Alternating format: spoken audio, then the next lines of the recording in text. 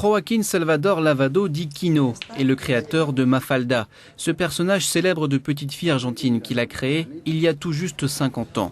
C'est aussi le premier caricaturiste à recevoir un prix Prince des Asturies dans la catégorie Communication et Humanité. Il partage aujourd'hui sa vie entre Buenos Aires et Madrid, mais une maladie des yeux l'empêche désormais de dessiner son personnage fétiche. Euronews l'a rencontré en Espagne. Bienvenue, merci beaucoup d'être avec nous. Merci à vous. Prix Prince des Asturies dans la catégorie Communication et Humanité. Qu'est-ce que ça signifie pour vous? Je suis très content parce que c'est un prix pour lequel j'ai toujours eu un grand respect. Il a toujours été décerné à des gens qui respectent et aiment beaucoup leur métier. Vous êtes le premier dessinateur à recevoir ce prix. Mais j'espère que je ne serai pas le dernier. Est-ce que vous croyez qu'en général, les caricaturistes comme Plantu, par exemple, sont suffisamment reconnus dans le monde? Je crois que oui. Je pense qu'Umberto Eco nous a beaucoup aidés quand il a créé une sorte de littérature dessinée. Quel est votre avis sur les nouvelles technologies?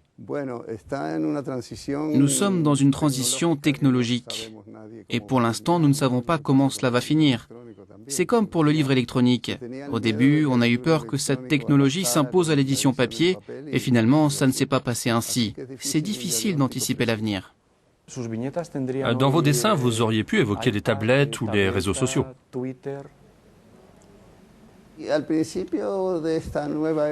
Au début de cette nouvelle ère, j'ai commencé à m'amuser en dessinant cette nouvelle technologie, en utilisant ces termes, la plupart en anglais, des termes que les gens utilisent sans vraiment les comprendre. Je crois que cette technologie va modifier les relations humaines. Elles ont déjà assez bien changé, mais avec un handicap un peu curieux. Les gens sont connectés à des milliers de personnes, mais ils n'ont pas d'amis avec qui avoir une conversation. Et ça, c'est vraiment très curieux.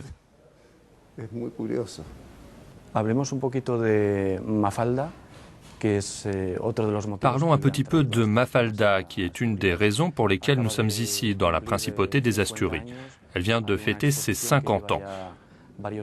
Depuis plusieurs mois, il y a une exposition dans le monde entier.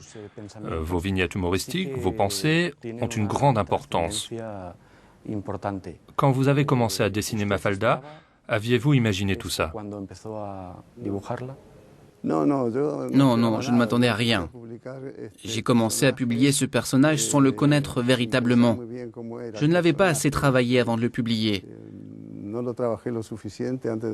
Mais à un certain moment, je me suis demandé comment faire pour continuer à raconter son histoire. Et j'ai trouvé cette idée de Mafalda qui pose des questions à ses parents, des questions auxquelles personne n'a de réponse. Pourquoi il y a la guerre? Pourquoi il y a des gens pauvres? Pourquoi on détruit la planète? Des questions sans réponse, et je trouvais que c'était un bon moyen pour que les gens s'intéressent à Mafalda. Pourquoi le temps n'a-t-il pas d'effet sur Mafalda? Elle n'a pas pris une ride et elle a comme traversé le temps pour devenir éternelle. Non. Je crois que justement, le jour où les lecteurs se rendront compte que dans mes dessins, il n'est pas fait mention des nouvelles technologies, que moi je n'y connais rien, alors ils verront que ce personnage n'est pas de notre temps et elle perdra tout intérêt. Vu que Mafalda est toujours d'actualité, on a l'impression que le monde a très peu changé ces 50 dernières années. Très peu. Et ça, c'est une grande déception sur le comportement humain, parce que cela veut dire qu'on continue à faire les mêmes erreurs, que l'on n'a pas progressé, sauf dans la technologie. Pourquoi le monde va toujours si mal? Parce que les intérêts économiques ont pris le dessus sur les intérêts politiques et idéologiques. Aujourd'hui, il n'y a plus d'idéologie et ça, c'est rarissime pour quelqu'un de ma génération.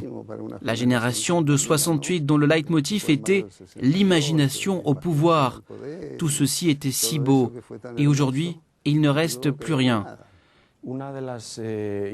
Une des images de Mafalda, qu'on a toujours en tête, est qu'elle n'aimait pas la soupe. J'ai lu que vous aviez utilisé la soupe de Mafalda comme une métaphore de la dictature argentine. Comment vous et votre famille avez vécu cette époque qui vous a poussé à l'exil en Italie?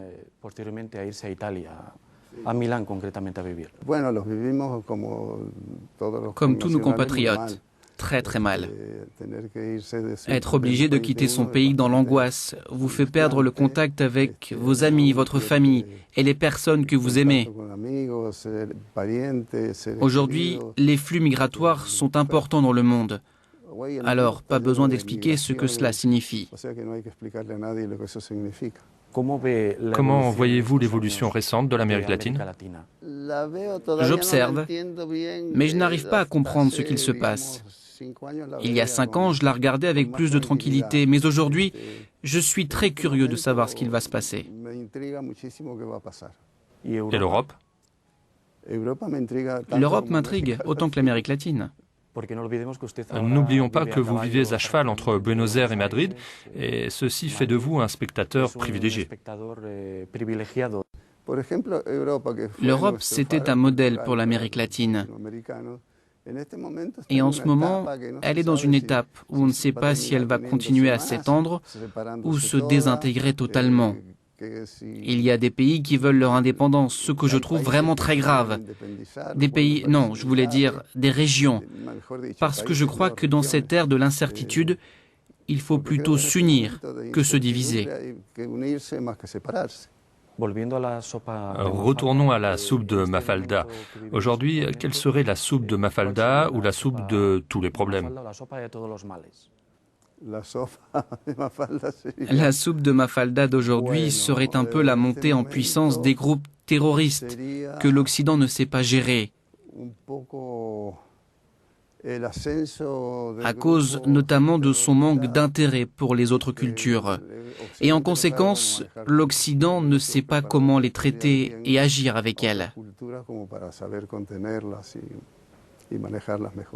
Comment voyez-vous le monde? Je le regarde. Je lis fréquemment la Bible pour chercher des idées pour mes bandes dessinées, même si je ne suis pas croyant et que je n'ai jamais lu la Bible avec un esprit religieux. Je pense que les États ont non seulement commis les mêmes erreurs lors des 2 derniers siècles, mais que l'être humain a une tendance à abîmer ce qu'il a déjà bien fait.